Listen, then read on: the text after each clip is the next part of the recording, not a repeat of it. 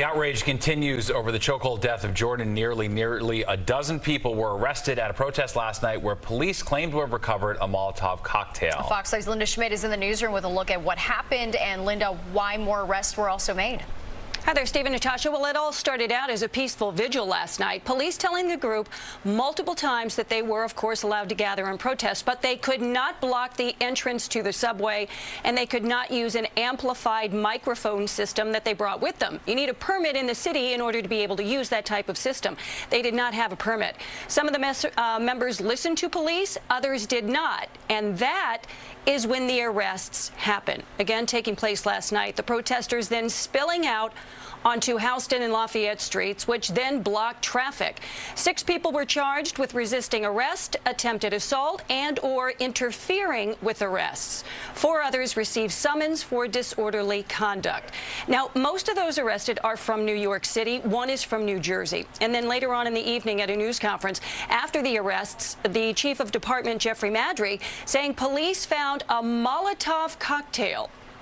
Again, I have to emphasize, we understand why people want to elevate their voices and protest, and we support that. People have a right to speak up when they believe an injustice occurs. But we cannot have people who are coming out to protest. We want to be a peaceful protest, bringing out dangerous substances like this. As you see, it's a glass bottle. There's a liquid in there. We don't know what the liquid is as of yet. It has not been tested. You can see the ripped up rag down there that will facilitate the flame. This is something that's dangerous. It could hurt members of the department. It could hurt other protesters. It could hurt innocent people who are passing by. Now, there were different groups at the vigil and the protest last night. First of all, the group that organized the vigil. Then there was another group that arrived yelling and cursing, all of their anger directed at police, and that was before the arrests happened. Now, it was apparent that most of the people who organized this vigil did not want anything to do with that group. They wanted to stay focused on remembering Jordan Neely.